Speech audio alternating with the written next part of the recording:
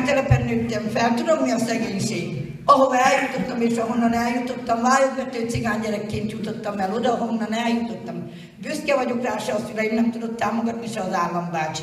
Amit elértem, a két kezem munkája. Én is megmerem mutatni a kezemet, munkáskéz. Nem kényes, nem festett munkáskéz. Világéletemben dolgoztam, gyerekkorom óta dolgoztam. Így éltem le az életemet. De ha azt akarjuk, hogy a cigányokért valóban tegyünk, ne keresztbe, hanem tegyünk értük, pozitív értelemben, akkor mindent kövessünk el és fogjunk össze, ha szeretem azt az illetőt, hanem tegyük félre azt a dolgot. Hogy én ezt az embert nem szeretem, felejtsük el ezt a dolgot. Fogadjuk el egymás segítségét, egymás kezét, és támogassuk egymást a legmesszebb menőkig.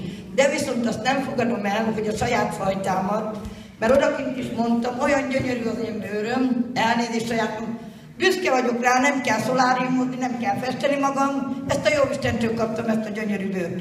És én erre büszke vagyok. Hogy cigányos lettem, hogy meg tudtam ember maradni, és szeretnék segíteni a cigány ember társaimmal. Ha azzal, hogy eljövök ide tüntetni, vagy egy beszédet mondani, vagy egy pár jó szót szólni az érdekükben, nekem az is nagyon sok.